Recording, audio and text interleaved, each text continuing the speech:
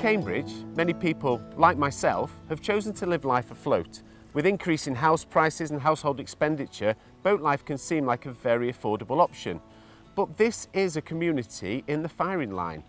Let's find out what life is like on a boat, and is gentrification putting this lifestyle at risk?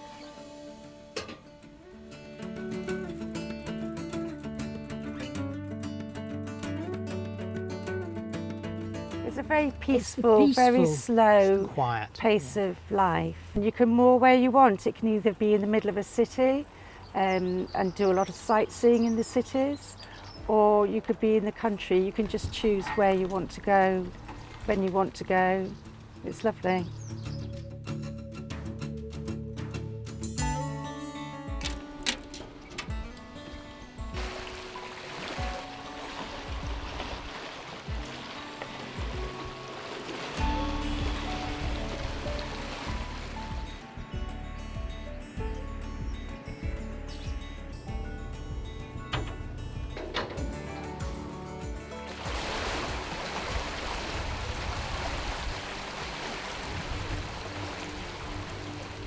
We're Nick and Becky and Teddy. Say hello. Hi. Hello. And we live on April Dreamer. We were in the middle of nowhere in a mooring for a little while. We did a little bit of moving around. Last January we were given a permanent mooring in Cambridge. There's 70 boats on the cam, and you get yourself a mooring, which means you can moor in certain areas between Stourbridge Common and Jesus Green. We quite often spend the winter on Midsummer Common and in the summer on Stourbridge Common. Hello, I'm Susanna. We're on the boat Hippo, which is moored on Jesus Green, Cambridge, and I live in here with my 3 children. I live on a boat because 17, 18 years ago with my ex-partner, we were struggling to afford accommodation in Cambridge, so we thought, well, let's try live on a boat. And if it doesn't work, it doesn't work, but at least we've got something to sell. Yeah, the mooring licences start in 2006, a year after my first child was born, so we were always here, so we've always had a licence.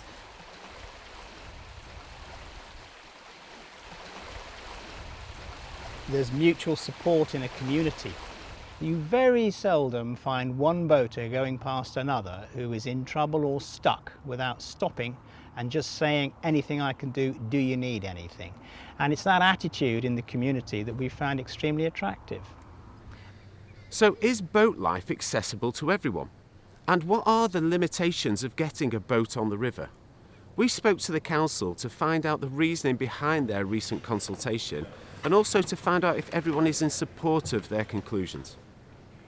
Well, I think the riverboat community provide an important component of what makes Cambridge unique. The river flows through the centre of the city. The boat owners and dwellers basically provide that extra dimension to the culture and character of the city. The river has a certain number of moorings available on it, and the demand for moorings on the river is greater, so there's a waiting list. The waiting list, we haven't been able to take anybody off it recently because the actual places where boats are allowed to moor wasn't clear, and that was part of the reason for the consultation. As a result of the consultation, it was agreed that all the boats on the riverside area would need to be moved, except for space for 7 would be found. Bringing up a child on the river is not without its challenges, is it, Ted? It's not without its advantages as well. I mean, Teddy spends a lot of time outside. He's a real free-range kid. Yeah, the struggles with living on a boat can be blinking hard work, especially with 3 kids, and you just have to be so organised. You have to think, right, about to run out of gas, get the gas before, get the water before you run out of water, empty the loos before they get filled up. And one of my children has a disability, which means when he comes back from school, I need to be ready to cook dinner and just be with him. So I spend a lot of time walking up and down the towpath with bags of shopping, bags of washing, bags of dirty clothes, bags of recycling because we don't get our recycling collected, diesel, coal in the winter. Firewood. There's a lot to think about, because we've also got to think about the fact that at least one evening a week we've got to get ourselves to the water point to fill up with water and do our toilets, because our boat is so small, our water tank's so small as well. The financial costs of living on a boat are a river licence, a mooring licence, boat safety and boat insurance.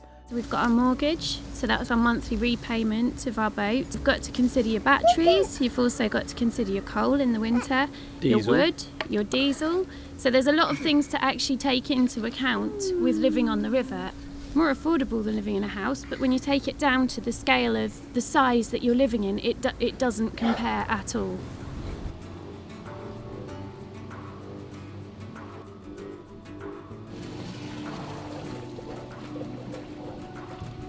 One of the issues that we consulted on was the cost.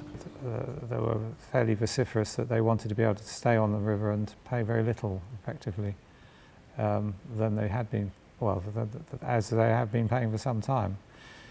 Unfortunately, that isn't the way of the world. The boating community did a piece of analysis based on a FOI that showed that actually their existing rents, the amount that they pay into the City Council covers, and actually the council profits from the fees that they currently pay, because the services that are allocated to them are less than the fees they currently pay. There's some big changes ahead and not everybody is happy. Let's find out how this will affect people living on the river. I think we're very vulnerable at the moment. They came and decided after the consultation that went in our favour to then decide to cut our community by a third. You can't make people homeless. You can't force people from their homes. I think it all lays in with the council.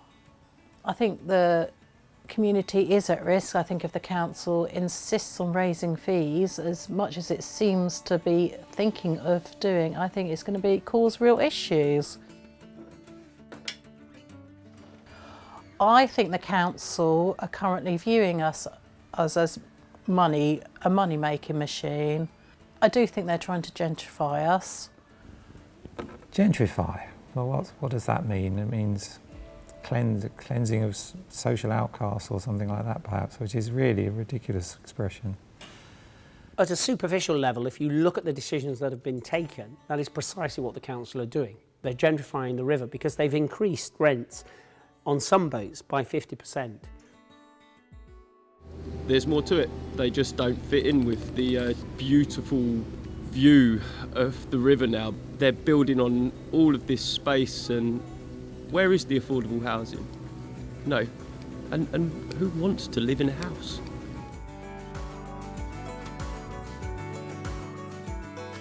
I don't actually feel recognised as a resident by lots of people in the council. There are some people in the council who do recognise as residents, but there's an awful lot who don't. For instance, just to get access to the boat for a coal delivery, etc., etc., you get somebody going, no, you can't have access. I think I'm allowed to because I'm a resident and I should be entitled to the same rights as other residents. One of the other rights is even trying to get to vote.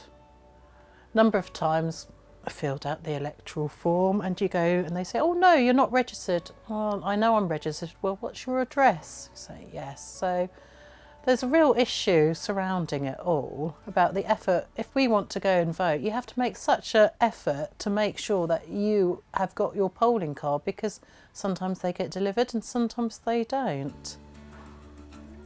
Council views liveaboard houseboaters as perhaps not as important as people that live in houses. We aren't treated in the same respect that people in houses get treated with a lot of things, really. Yeah, I love this city. I love Cambridge. We're very, very lucky to live in such a beautiful city. You know, I can walk Ted into the town centre. For him, it's a magical place. It's like Hogwarts. Well, our way of life isn't respected, I'd say, by certain members of the council. I do think the measures that the administration have put in place result in there being a high risk in that the community will fragment, because For some people, they can't afford to live on the river, so they'll be forced out. That will change the dynamic of the river, and it will lead, unfortunately, I think, to a gentrification of the river. The community, as they formed, did say they felt there would be a loss of community if we dispersed them off the riverside area in particular. The river where the moorings are located is about 2 miles long. I don't think we ever accepted that it was such a close community over the whole length. Some loss of community, yes, but in the long run, it's really not an option we had to leave them there. So we've seen how the boaters fit into a very diverse population here in Cambridge. But will the council's efforts to bring structure to this fragile community put at risk the very lifestyle that we hold so precious? Where you've got very expensive rents, shortage of housing, then boats are an obvious answer. I think maybe they should spend a week in our community, maybe hire a boat or something and come and stay down here for a week and feel how it is for us. I could actually declare myself homeless tomorrow, but let's face it, with the housing crisis in Cambridge, it would be a bed and breakfast somewhere. So no, I don't have a backup plan. This is my house, this is where I'm raising the kids, and that's that.